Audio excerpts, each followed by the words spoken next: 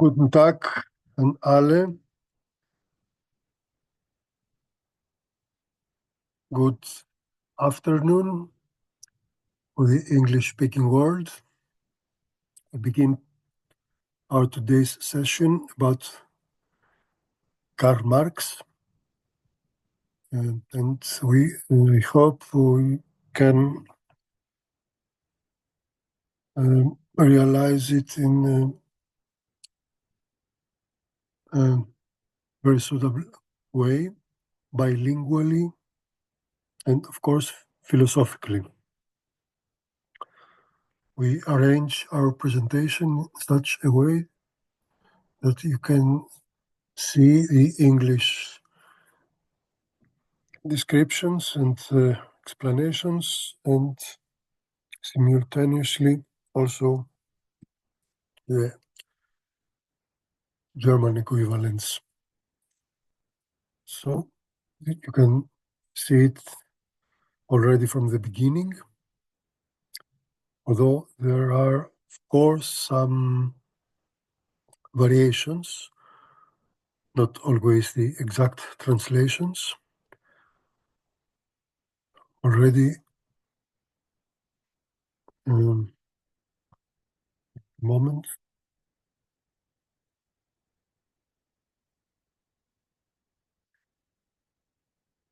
In this undertitle, so to say, the complement to the main title, Politisches Denken und politische Praxis, we say in German, and in English we were supposed to say political thought and political practice or praxis. But instead of it, we have introduced a third element, which shows us more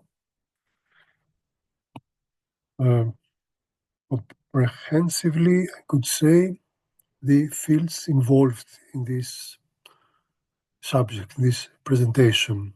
We have to do not only with philosophy and politics, but with science. And this is a very decisive trait of Marxist thought, Marxist trajectory and Engels' trajectory in life, their creation. Philosophy, politics, and science, and the notions combining all these separate fields are the main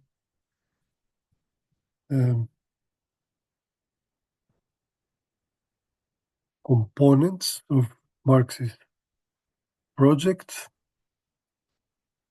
Denken und Praxis, thought and action. And there is philosophical thought, of course, but there is also philosophy thought as an action.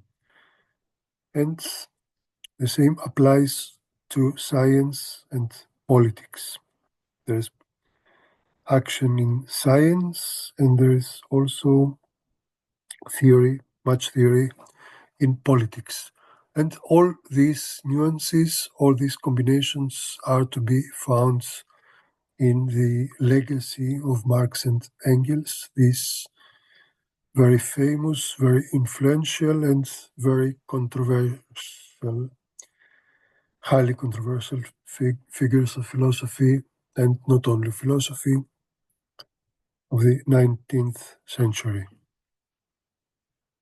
So here the main events in Marx's life, in here in English. Marx was trained as a philosopher. We should never forget this. He was a doctor of philosophy, He wrote his doctoral thesis about this very interesting and very innovative subject, the difference between the Democritian and the Epicurean natural philosophy. At the age of 23 years old in Jena, but previously he had attended lectures in Berlin with Ludwig Feuerbach, the successor of Hegel in some way, and he was influenced by Hegelian philosophy as most intellectuals at that time. But we have also to keep in mind that Marx was a man of action, and he is known as the founder of a major change in the political life and the history of the 20th century. And of course, this is the case. But on the other hand, we should not forget and neglect the philosophical roots. This is the interesting thing. And this ambivalent relationship of Marx to philosophy. If we see already the first date referring to his political activity, published lots, very subversive writings. He was suspected, he was nearly persecuted by the authorities, the authoritarian Russian regime, and he moved to Paris. There he wrote this very interesting work. We use later on the abbreviation MMS 44, the Paris manuscripts MS of this very year, 1844, with very interesting philosophical ideas. And at about this time, a little later, in 1845, he declares that he had already cut off his ties with philosophy. This is a subversive, again, a revolutionary step in his development. And he has a reason to say this, not at all, of course, that he's unwilling to study philosophy. He studies and writes a lot throughout his life, of course. So this is not an issue of laziness. It's an issue of finding something else and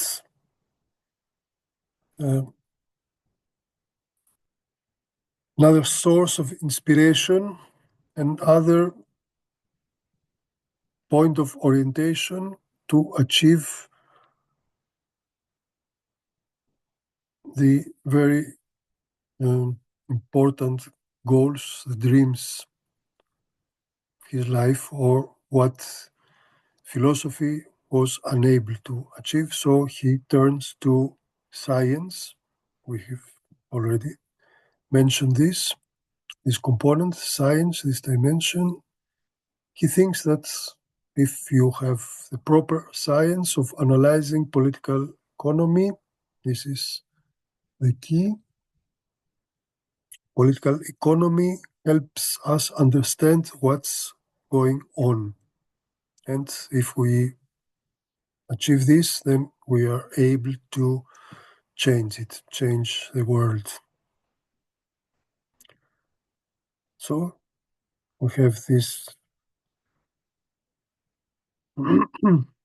U-turn, you can say, this new orientation, and this lasts actually his whole life. But tacitly, indirectly, we see, on the other hand, that he returns back to philosophy, although he had abandoned her philosophy, her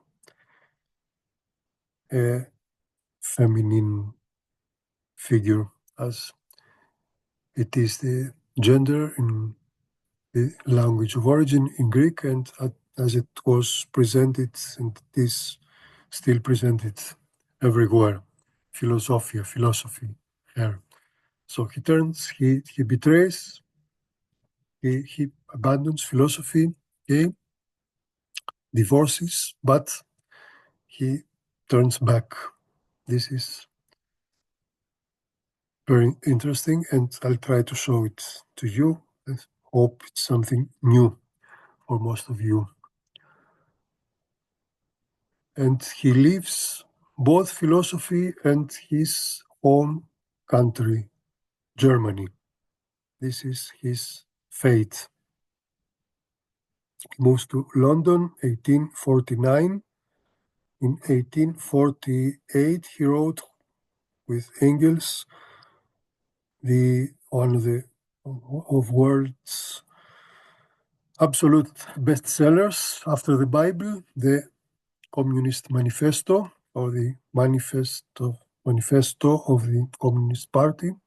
This is the original title, Manifest der Kommunistischen Partei. This was written in Brussels, where he had taken refuge to avoid persecution, both by Germans, by Prussians, and then by the French, who already and also had became suspicious against him.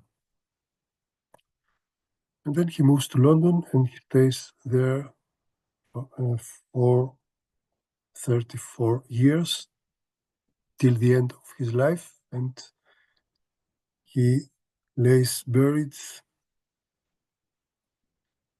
for the eternity in Highgate, in the cemetery of Highgate, in London. Many people from all the places of the world take there to visit this site, this important point of reference. Only once interrupts his stay in England, in London, to travel to Germany with special permission in order to organize the resistance of workers there. But his family lived in London and he tries to earn his living there, not having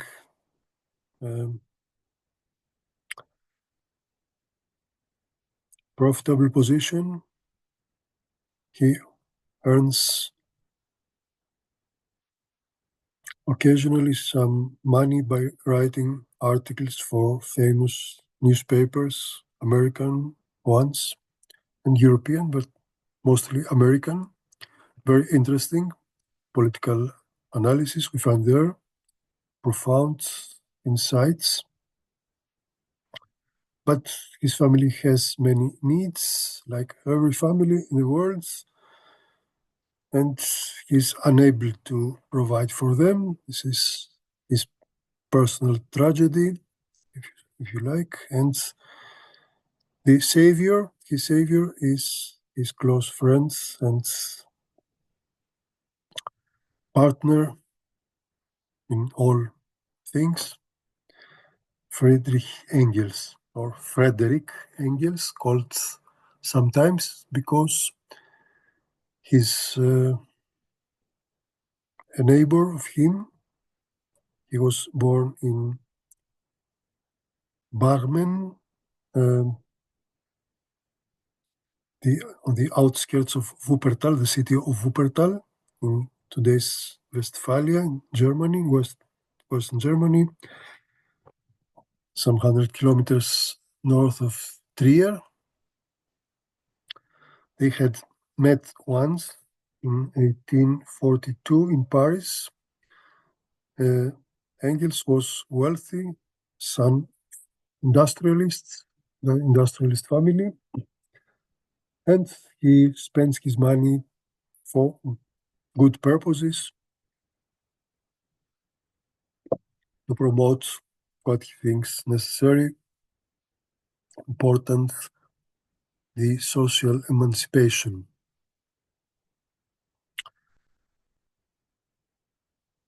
So from 1842, they became close friends and partners, but this relationship became steadier later in the years in Paris and in Brussels. And then in London, Engels travels a lot between London, Manchester, and Wuppertal, elsewhere in Europe. And he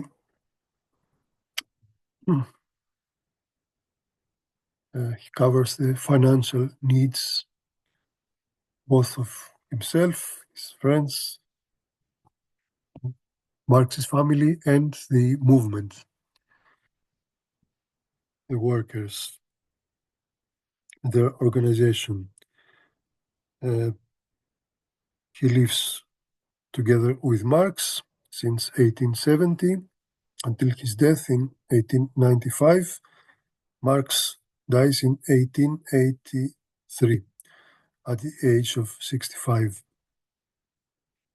after having written his voluminous and epoch-making work, Das Kapital, the Capital, of course, a very important and difficult work, demanding in reading, who had been thought, conceived of as the new Bible of the workers. But of course, it's not to be read so easily, not easily, like more difficult than the Bible sometimes. While the Bible can also be seen as something very complicated, and it is complicated at times, but the capital is something scientifically developed and organized. And this is the main aspect of this complexity. And after Marx's death, Engels pursued his work. He published the up to then unpublished volumes of the Capital, the second and the third. And then in 1888, he wrote a very interesting book, small book, about Ludwig Feuerbach and the end of classical German philosophy. It is a very interesting philosophical work where we can find important explanations both about Marx's and Engels's development, their divorce from philosophy or Marx's divorce, and then this new discovery of philosophy and the attempts to incorporate philosophy in a holistic project. This is a very decisive notion. The whole, das Ganze, holon in Greek, holon. They try to unify all knowledge in a work, in a project, and to offer through this unified knowledge also concrete prospects of action, of uniting humankind with the external reality. So this in brief about these intertwined lives of Marx and Engels. The point I would like to stress is that both Marx and Engels were very educated, highly educated, and humanistically educated, mainly Marx, who was a doctor of philosophy. Engels had studied a lot and wrote a lot, but he did not have formally the quality because he had to take over the family business. This was at first the path of his life. Marx had educated parents, um, public servants, so to say. Um,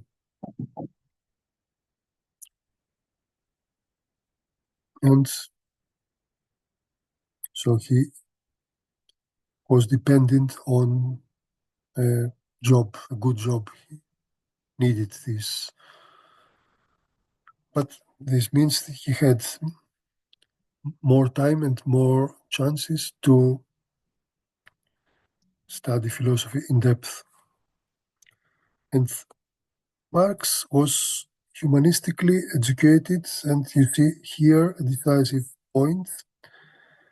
We can say in German very easily and very understandably, he was gebildet, Bildung, that has etymologically something to do with English building.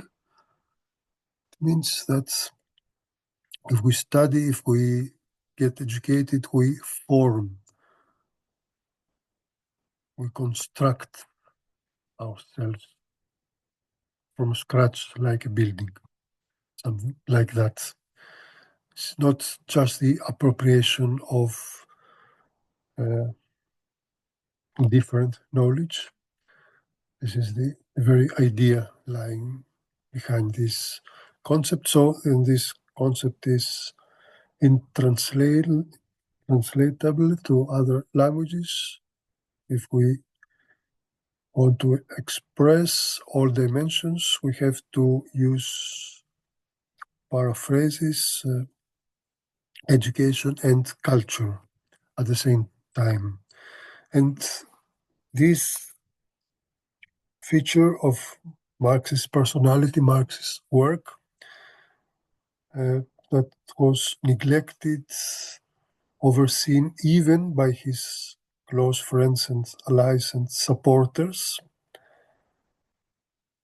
or the politicians of the working class, and so on and so forth, because they did not just have the ability and the qualification to understand this, this dimension of Marx's development, and mainly not because they were uneducated themselves. There were also many of them who wrote interesting and epoch-making books, but they lived just in another age. It's maybe not, yes, it's a change, but not a coincidence, by coincidence, that after the first half of the 19th century, the humanistic Bildung declined partially in Germany and elsewhere in Europe. Before that, just to give an example, many philosophers wrote in Germany and elsewhere in ancient Greek, and they did not translate these quotes, the quotes they used, they didn't think this was necessary. Everyone, or at least every reader, was supposed to understand ancient Greek. And this is also the case with Marx, where if we read the important his first important work, completed work, the doctoral thesis, the dissertation about Democritus and Epicurus, we see this. But okay, this is element of his spiritual, mental legacy, if you like. We'll try to show in this direction that his contact to ancient Greek culture has still left important traces in the construction, in the orientation of his thought that determined him.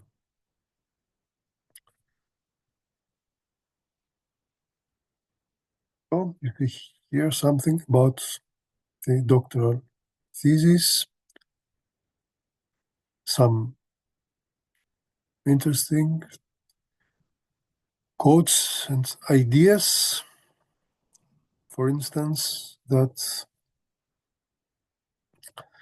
the famous tragical point of tragedies, Aeschylus, was a very important source to show us that already the classical antiquity struggle for liberation was taking place, and for instance Prometheus was celebrated there as a liberator, a saint and martyr of humankind, and this is something Marx approves of. He sees that we have to continue in our times this struggle to liberate ourselves from obscurity, prejudice, and all the other negative things that were also the target of the Enlightenment, the immaturity of humankind. And this is the main point in Marx's dissertation, that he evaluates the importance of these comparable philosophers of Democritus and Epicurus, who both had tried to explain the physical world by using the concept of the atoms. And Marx intervenes in this and shapes this discourse, this interpretative discourse, by saying Epicurus was more advanced in this sense and in this struggle to open up new ways to liberation, because he introduced the important and interesting notion of the deviation. If we talk about it a little later, the eklisis or pareklisis deviation here, Abweichung. Abweichung der Atome von einer mechanisch geradlinigen Bewegung. Das hat Marx überwunden, Epikur überwunden und in diesem Sinne von Marx gepriesen. Marx evaluates positively the philosophy of Epicurus as a philosophy of human liberation and what deserves to be picked up and stressed in a positive sense is that we do not just talk about liberation or show that we dream of liberation, but we show that liberation is possible already by the structure of the function of the external world. And if we are able to show that there is this ecclesis, clinamen in Latin, then we have done an important step. And the point is, in the discussion about within the realm of philosophy of nature, that if the atoms are the elementary components of our worlds, we have also to introduce this idea of their movement, the ecclesis, the deviation in their movement, because otherwise we are not able to explain how from these elements, the elemental uh, particles, the world emerges as we see it. So if every atom moves top down directly, there's no possibility that composites and complex bodies emerge as we see them, because the bodies have atoms existing one beside the other, and this is only possible if we assume that uh, except for this direct fall of the atoms, there is also the deviation. There's there are also movements not foreseeable. In this sense, there is the element, the dimension of chance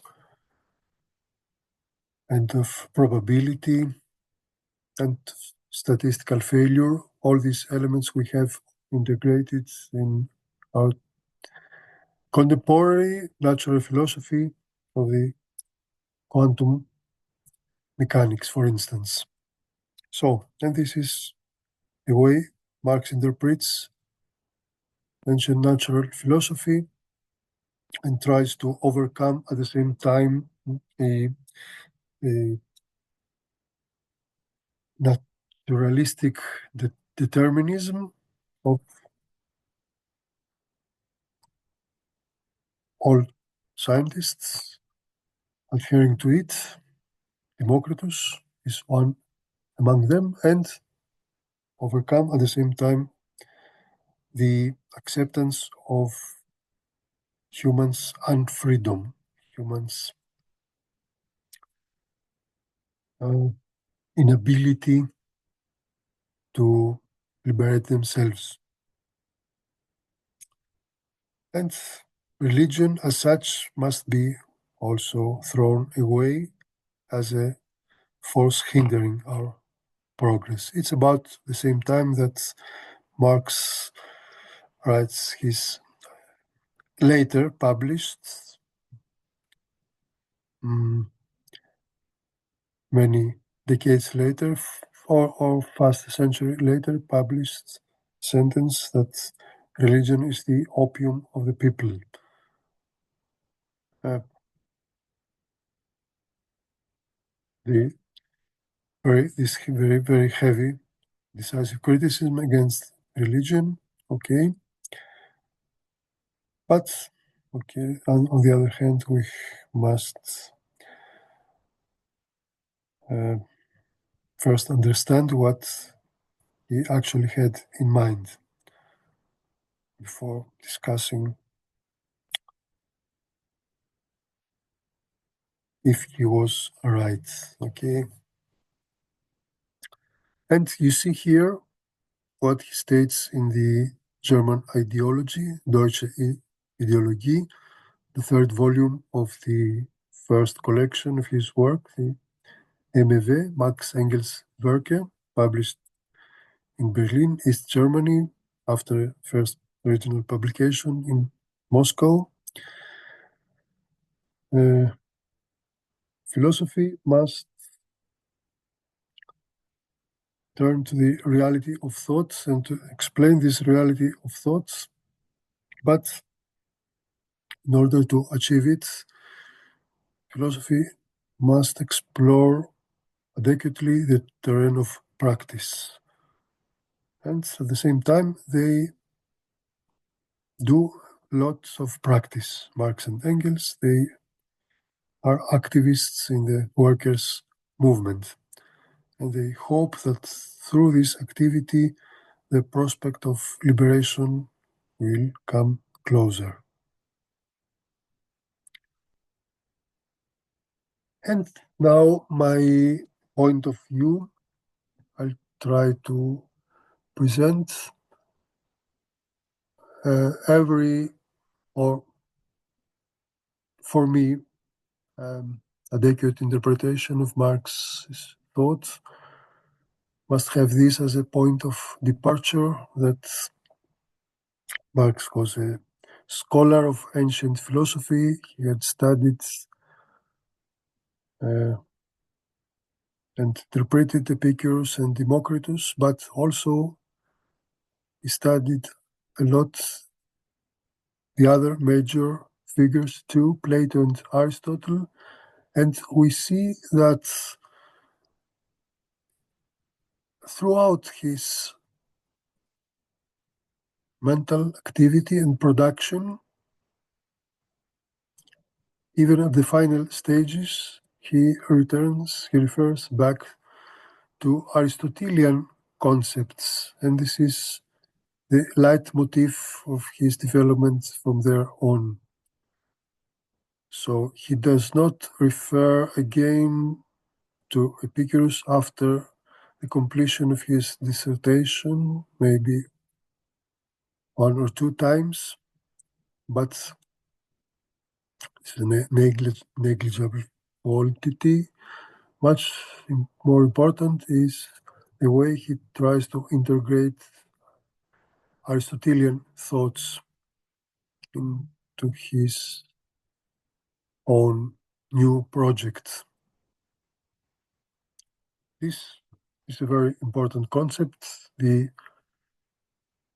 Aristotelian politiki koinonia or however you pronounce it, koinonia, Gesellschaft or society,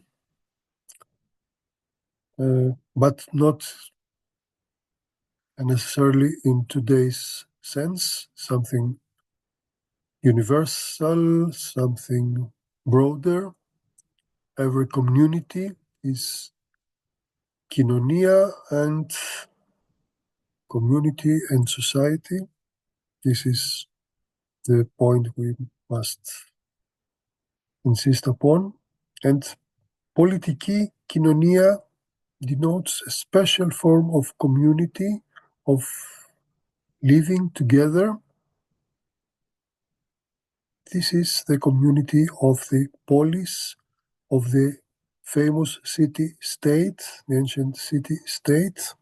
And this is not just a state, it's not just a polis, that is a city, it's a combination, is a city or a town, very often.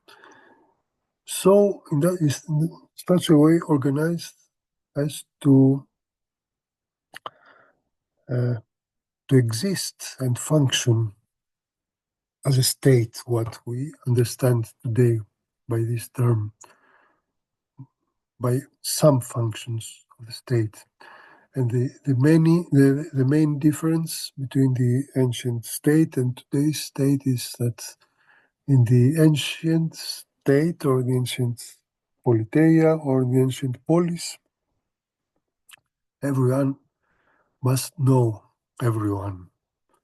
So these friends or at least acquaintances, common acquaintances. These are the partners, the members of the political society or community. And this is, of course, a matter of the size of the community. And this is a commonplace in the discussion. We are unable to reestablish the ancient state in today's globalized world, so on and so forth. But this is not the only difference. Another important difference is that in the Aristotelian notion of the politiki kinonia, we have second qualitative unification, namely between the political, the institutional, and the economical dimension. And this is something that was forgotten in the modern world or abandoned after the Middle Ages. And Hegel reflects upon it in his philosophy of right and sees it as an unavoidable development, namely the division, the partition between the political society and the bourgeois society. Not politische Gesellschaft, is employed later. The state, just the state, and the bourgeois society, the bürgerliche Gesellschaft, as the totality of all institutions and all activities having an economic content and interest, where the bourgeois class has the privilege to regulate and decide everything, has this primacy and this hegemonic role. And Marx sees thus that in Aristotle there's no such a division. This is very right inside of him. And his whole project, his whole activity can be seen and studied as an attempt towards a restoration of the original ancient Greek and Aristotelian unity of the society, unity comprising both the institutions, the society, institutions that came into existence after some regulations, some decisions, and the aspects of societal common life that came into being because of the out of necessity, economical necessity. This is the bourgeois society. So, combination or reunification, restoration, and restoration of ancient political thought, and a new discovery. This is very important for us even now, today. It's a rediscovery and a very productive interpretation of ancient Greek thought. Ancient Greek thought, not seen as a monument, an interesting, maybe fascinating, but an obsolete one, but as a driving force to help us shape our worlds in a more sensible way. But first of all, we have to study and understand the process, the dynamics, what leads to the divisions and conflicts and catastrophes in our world. And we have very interesting indications in this way.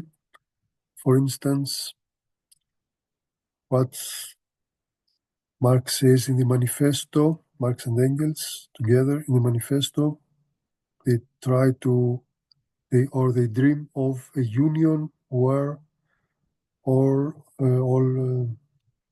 producers form a community, work according to their abilities, and they share the wealth they produce, uh, showing solidarity. And they are every minute aware that the development of one is the condition, as they say, of the development of all the others, mutual interdependence and mutual recognition.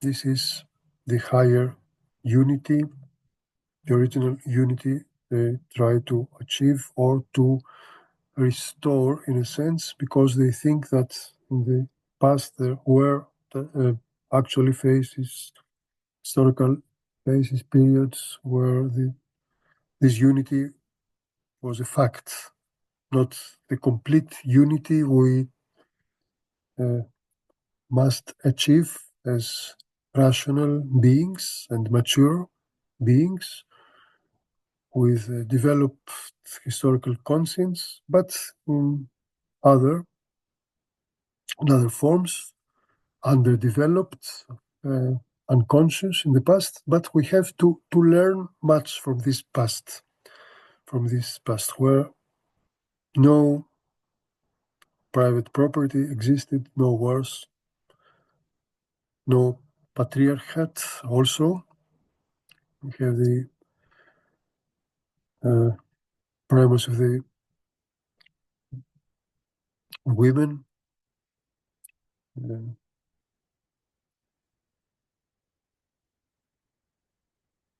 matriarchat, okay, matriarchy.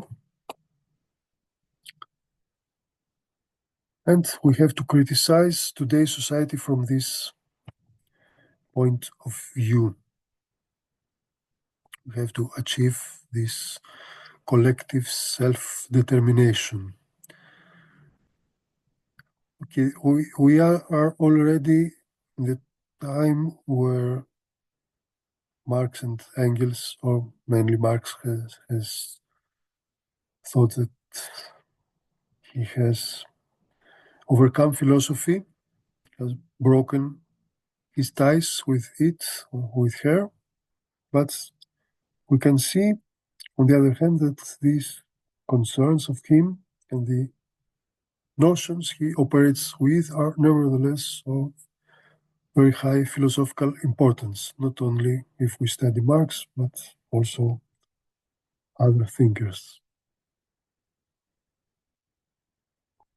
And here you can see some further explanations about this very substantial relation to Aristotle.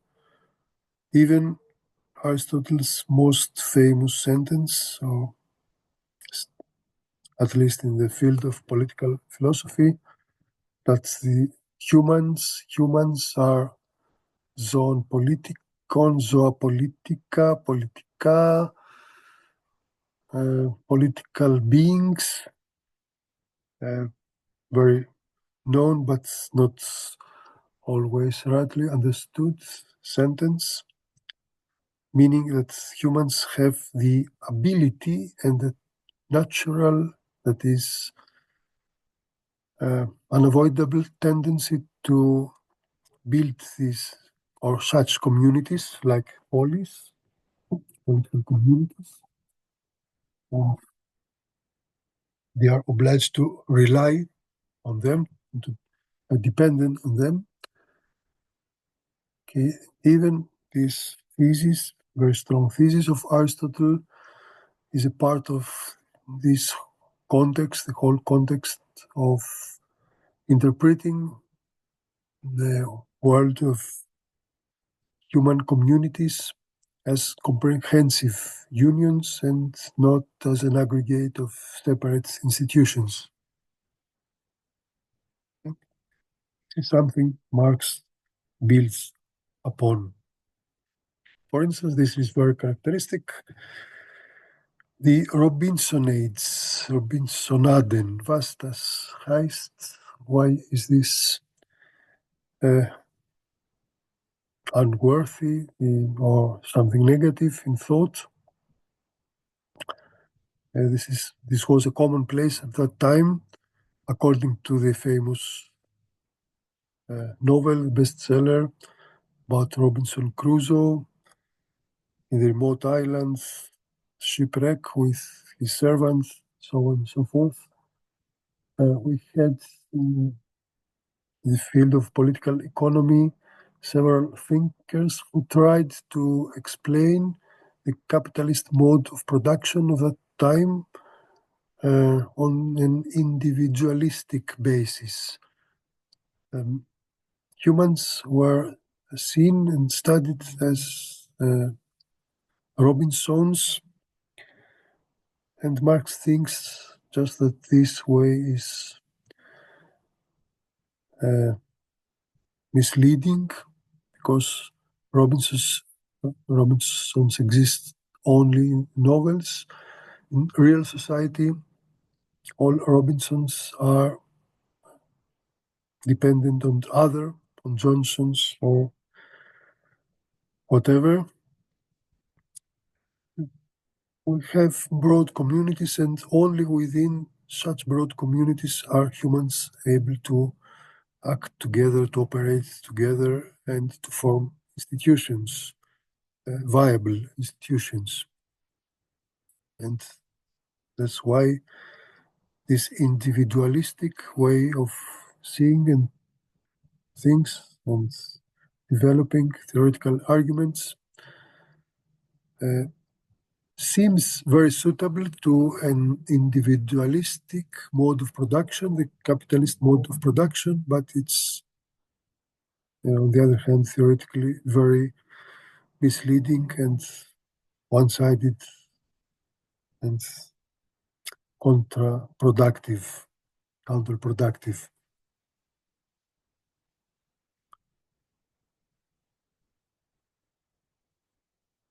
And you can see such lines of development of Marx's thoughts from his early writings into his mature work, his opus magnum, The Capital. And you can see very interestingly there how he was influenced by Aristotle even in the economical concepts, and arguments, and ideas. He praises Aristotle as a genius thinker, of course, but he tries, on the other hand, to show Aristotle's inadequacies in order to establish his originality, his own originality and innovation. This is very interesting. And there are points of agreement or disagreement, of exaggeration or unfounded criticism, but this is not uh, so important for us. Mainly two things where he sees that, for instance, what he writes against Wucher capital, usury capital, the what takes place today, every day, in the stock exchanges or the currency speculation. This is capital that does not correspond to any material worth and wealth and to any work sustaining it. This is speculation in a very negative sense of the word, and Aristotle was also against, was condemning it as a form of degeneration of the society or the people practicing this economical activity. But the limits of the Aristotelian theory are, on the other hand, very decisive in order to show what the prospects of the future society consist in. Aristotle explained his own world for his own time very interestingly, penetratingly, effectively, but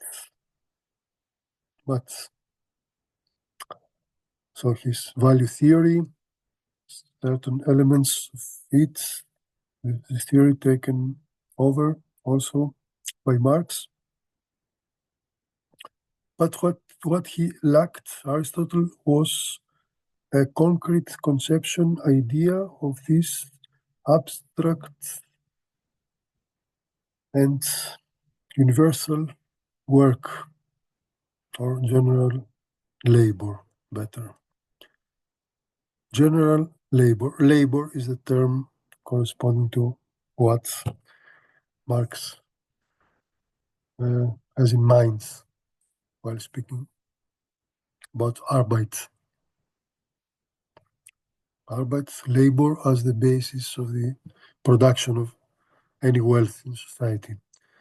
So the main problem with Aristotle was that he was unable to see how money emerges and this form of all forms of interaction, of transaction, and of these economical communities we have, or economical interdependencies, because he did not and he could not see, Aristotle in his time, that this labor is the condition of the production of wealth. And why he was unable to see it, he just saw in his own time what was actually happening, or what he himself and his peers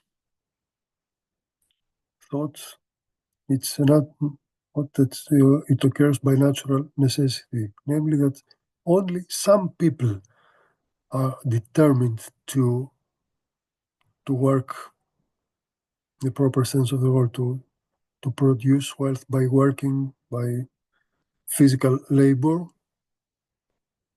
and the privileged minority had attained a higher stage of development just by refraining from this productive labor. Productive labor was seen as something negative. This is actually the case. This is the point if we study Aristotle and Plato, members of the privileged minority, the ancient Greek elites, and also other thinkers,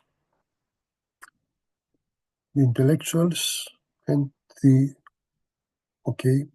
great owners appropriating and exploiting other people.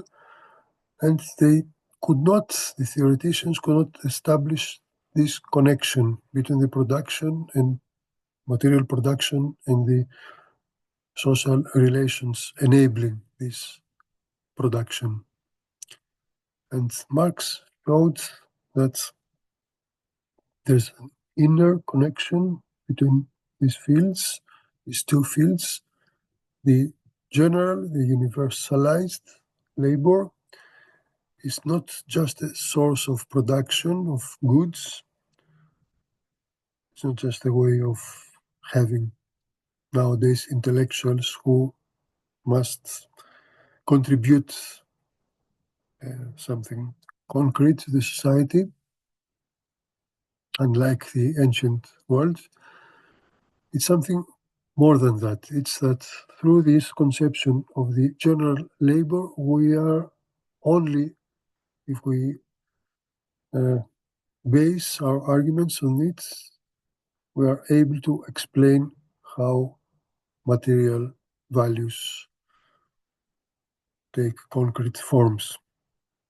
Material values, the prices of products, and the prices of labor mainly, because the price of labor is the basis of capitalist production.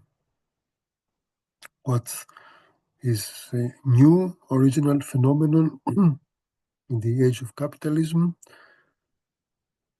until now is that people unable to live by the natural goods they produce, or unwilling to do this, or just because that's supposed to be evident and compulsory to everyone, that everyone must work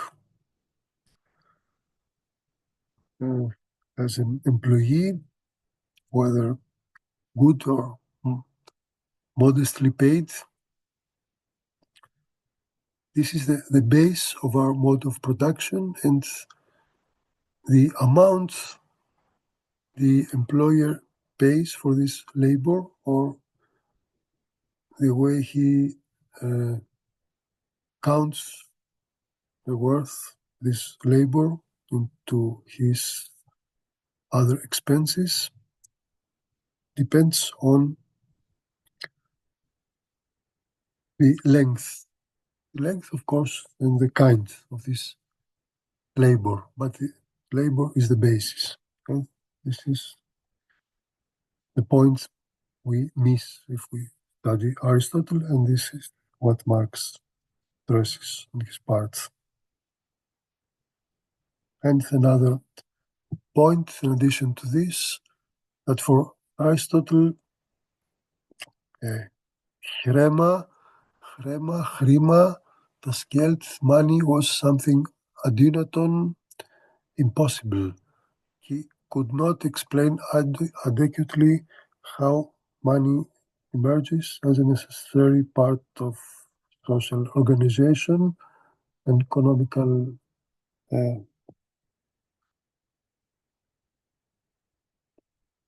development, because goods, natural goods with only one value, uh, use or worth, or only one worth.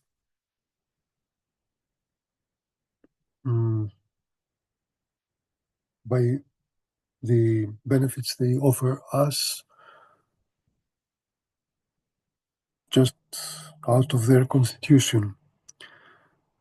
They turned into goods obtaining value by their exchange value. And then this process is completed with the generalization of money. For us today, something basic, something natural, something evident, but it was not like that in ancient times. And Aristotle, even the most intelligent of all these people, could not develop a theory that would be also able to interpret later developments. Of course, this is in philosophical historical sense impossible, as Hegel has pointed out. We talked about it. No one is able to jump above his own shadow, above his own time. So Aristotle was neither this ability, and Marx intervenes there and offers us a more comprehensive theory, able to explain adequately our own time and also the past. And what he writes in the Grundrisse, a work he wrote before Capital or as a draft Capital, again by referring to Aristotle, we must first grasp in depth what the capitalist society consists in, and only by doing this we're able to understand, to rightly understand what characterized the older societies. And he writes very characteristically, the anatomy of humans is the key to understand also the anatomy of the apes. Die Anatomie des Menschen ist das Geheimnis oder der Schlüssel, um die Anatomie der Affen zu verstehen. And this is typical Aristotelian thought, and Marx was an Aristotelist of his own time and the field of political economy too, mainly there. And also he reiterates, stresses very strongly that humans are zoa politica, political beings, and communities are indispensable.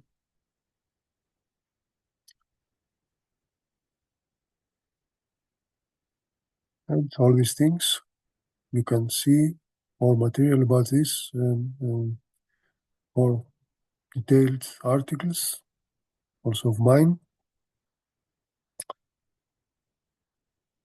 And on the other hand, this attempt to compare Marx to antiquity and to study him by resorting to ancient Greek thought has another benefit.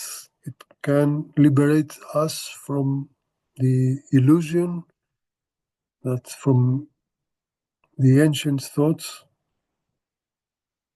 by clinging to it, sticking to it, we could able to adequately explain our own world, the world of today, in another stage of historical development. This is also impossible. Marx would agree, very much agree with it in the line of Hegel and other great thinkers. But we see that the other way around is very productive, that we form our own point of view, our own contemporary standpoint, if we have already studied what previous thinkers had said and elaborated.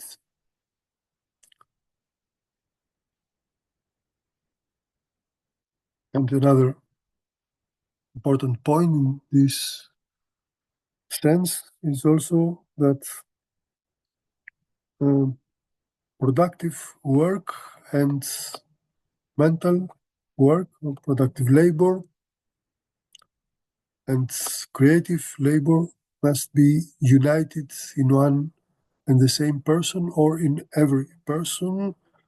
This is the Marxian ideal, not easy to achieve, of course.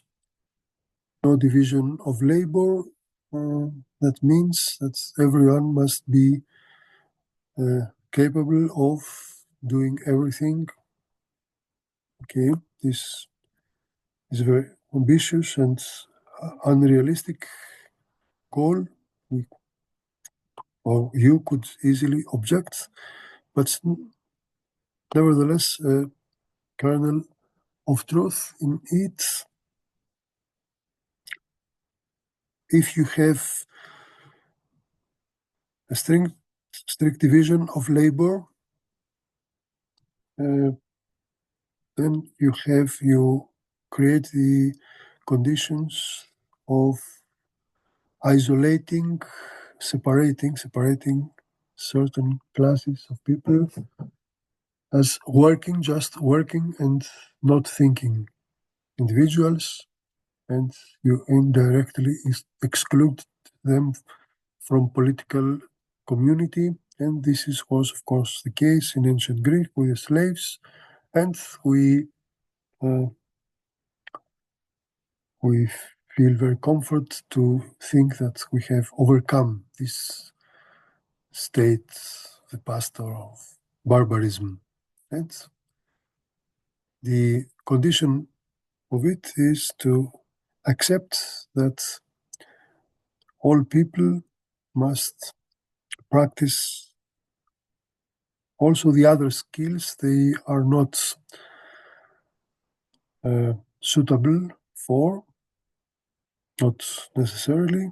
The workers must learn to read ancient Greek, and the intellectuals must also learn to apply to implement their knowledge in several fields if the case emerges an opportunity for this.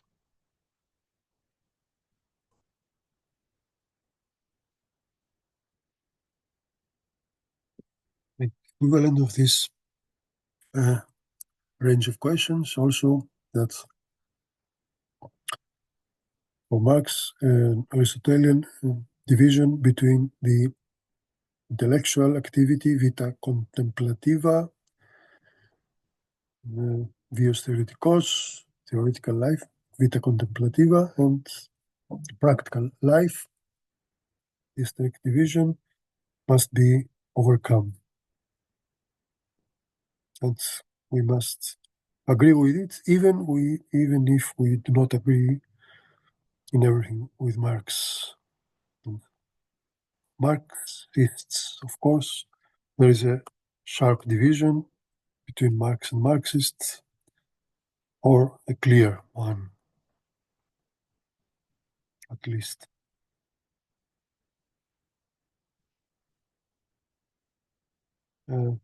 If we want to study Marx in depth, his ambitious and voluminous work in the field of political economy, this was thought to be his achievement.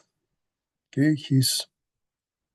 the numerous writings of him, let me explain it very clearly, can be divided in three categories, mainly the philosophical ones, philosophical writings, his early time, and this period ends with the German ideology, critique of previous philosophers, or the Feuerbach thesis, where he throws his powerful sentence, discovered later, also this, that philosophers have only interpreted world in several ways. The point is to change it. Okay, this is the point where his conscious relation to philosophy ends. And the first category of his writings, not uh, not so extended. Another category, the most extended in relation to the others, are the minor political writings, letters or addresses to workers, articles for newspapers, or political pamphlets he wrote throughout his life. And the other category, the theoretically more interesting for Marx scholars, are his writings about economy, political economy, the capital, and the other things before, mainly before, and a little after that. What has philosophy to do with all that? Philosophy is, of course, present in the philosophical writings as such, the doctoral thesis about Epicurus or the Holy Family writings of philosophical criticism in the early age, but much philosophy and very valuable philosophy is also present in the mature work of the political economy. We only tried to indicate some key points by showing how Aristotle is present in the categories of of Marx's critique against political economy, the bourgeois political economy this time, and this is the content of opus magnum, Das Kapital, Kritik der politischen Ökonomie, critical of political economy, or the dismantling of the foundation of this bourgeois discipline, science, political economy. It tried to show that for the bourgeois economists, much stress had been put on economy and not on politics, and the original unity had to be restored. So, if we study political economy, Marx's critique of political economy in depth, we discover there not only Aristotle, we discover also Hegel a lot, but in another way, not in the way he had rejected his political system, Hegelian political ideal, and he wanted something more democratic, something more radical. But we discover also Adam Smith, who was also a philosophically relevant thinker, and Ricardo, and all the others. It's not necessary to develop all these things in detail. It could be too lengthy and destroy the pleasure of reading and discovering all these things by yourselves. You must always have in mind that this is a very fascinating journey.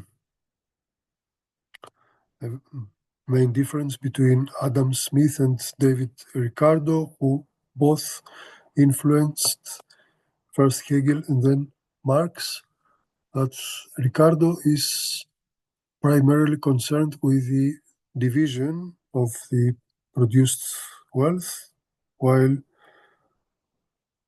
Adam Smith deals with the emergence of the cause and nature, the wealth of nation.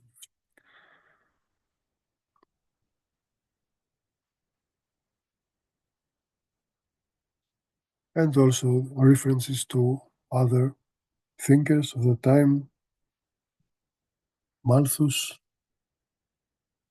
references about the Mills, John Stuart Mill, are to be found.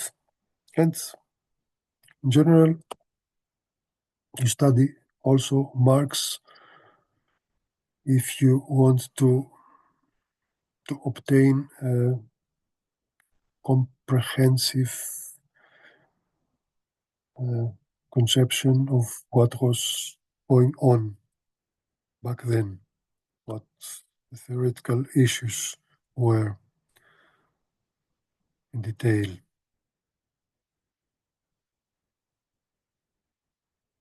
The things we must pay attention to if we are to obtain a concrete idea or a way of orientating ourselves is to see what Marx thought were the limits of the classical political economy, and on the other hand, conversely, what were the limits of his own approach. About the limits of the classical political economy, we have already made an allusion.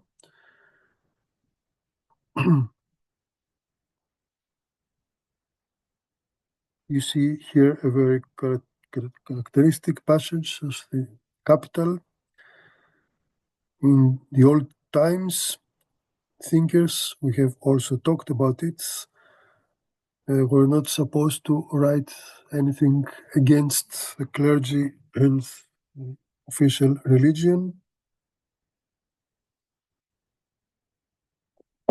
Atheism was a sin, but nowadays, back then, and not only then, maybe a major sin is to doubt about the stability and the continuity of our own prevailing mode of production, the capitalist mode of production. So the limit for classical of bourgeois political economy that it tries to show some perpetual value of the relation, the economic relations we see and we suffer from. Just to give you an example, you can study it and ask me if you like. I had made my PhD in Berlin, had this great chance to meet and profit from this important Marx scholar and political active professor, Wolfgang Fritz Haug. I refer to him somewhere, and I have still contact with him at the age of 88. Once, a colleague of us told him that money is a form of organizing our relations and our transactions. This is what she thought spontaneously, and this is what also many of us would say at in a similar situation.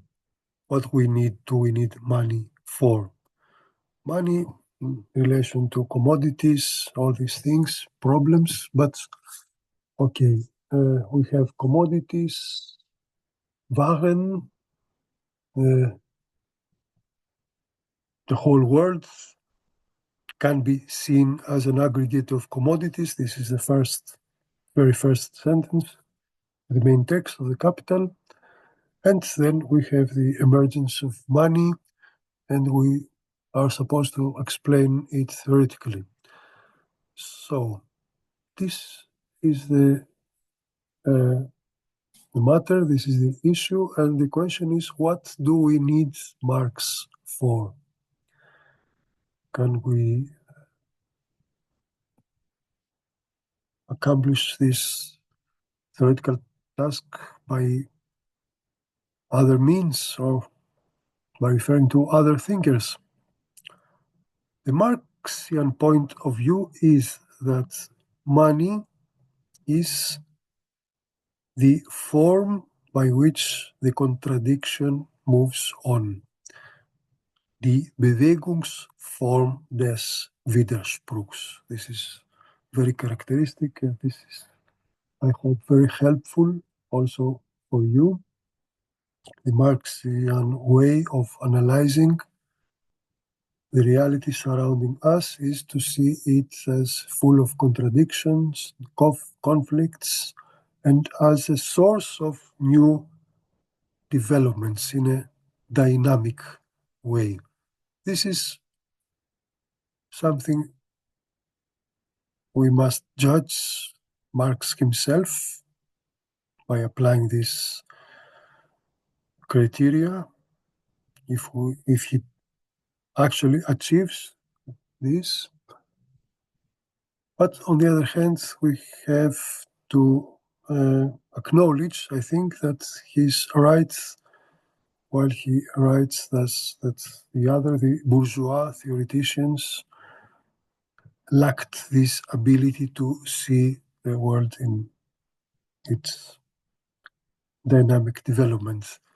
And also within the dominance of the capitalist mode of production, and of course this is a very great issue, if there has existed up to now in the last century something different than the capitalist mode of production, or some forms of production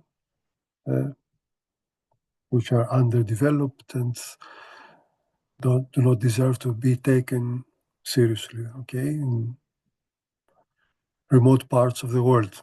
It's not the point. The point is, if something that claimed to be new and innovative and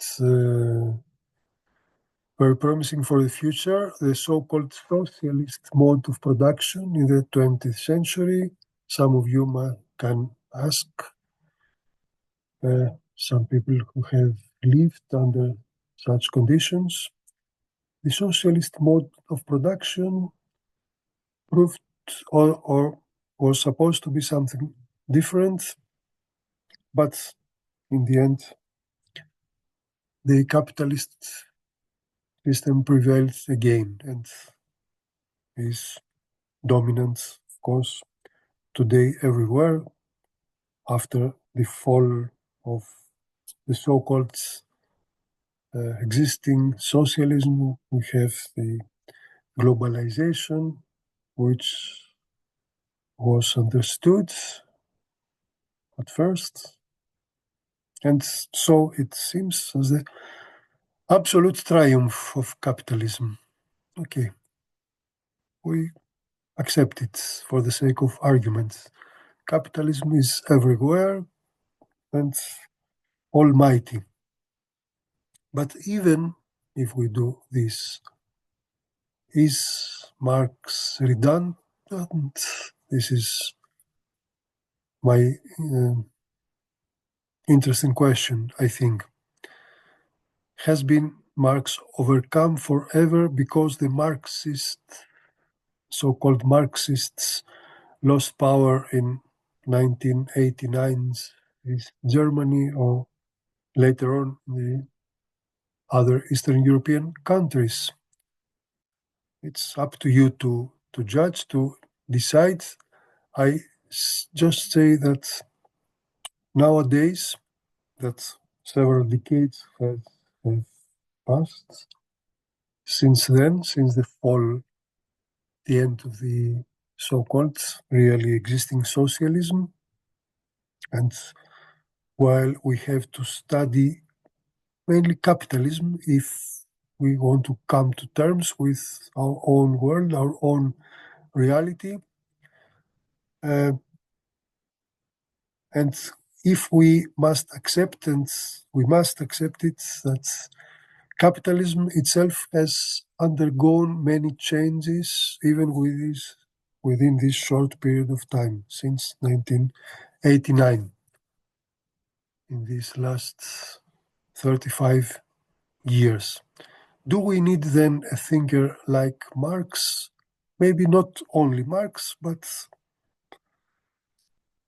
Marx is philosophically interesting and ambitious as far as I'm concerned, so I refer to him positively, but not only because he had studied much philosophy and written some philosophical writings, but because by virtue of his philosophical thought, he proved to be able to penetrate the dynamics of the capitalist mode of production and to explain many unprecedented and unforeseeable developments we still see today.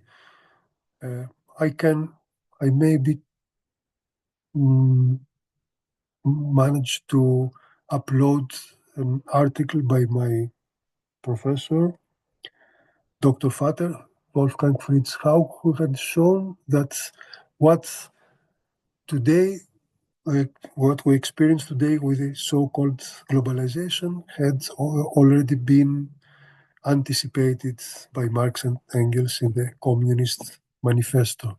That's why we cannot get rid of Marx that easily, and this is also the case with all other major, great, and intelligent thinkers. And this relevance, this importance of Marx, you see here a very characteristic passage from Capital where he stresses the continuity and the necessity and the unavoidability of capitalist development. So starting point was back then, and today we have the globalization with new problems, new occurrences. And this remains very interesting, despite the fact that the prognosis that a new society, the abolition of capitalism, was imminent, although this prognosis was very superficial, was easily rejected by reality. Another characteristic passage from a letter of him, Marx, to Joseph Weidemeyer, a companion his early years. What have I actually achieved as a self-confession? Do I have did I discover the class struggle, the antagonism, the oppositions? The whole history is history of class struggles, the Communist Manifesto, or did I coin the famous slogan, workers or proletarians of all countries unite? Okay, this is not what Marx himself is. His legacy is that he proved, allegedly or supposedly, the unavoidability of the end of capitalism and the emergence of a new society without class struggle. Okay, this also had been rejected, has had been not so far-sighted by him.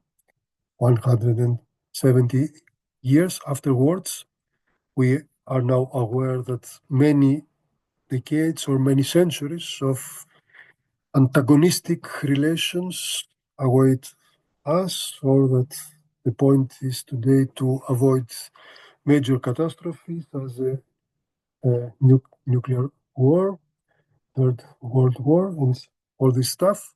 But even if we say that capitalism is our sole reality, our fate, we have the task to decipher it adequately, to understand it completely, and in this sense, to this goal, we have to consult some thinkers, helpful thinkers, productive thinkers, and Karl Marx belongs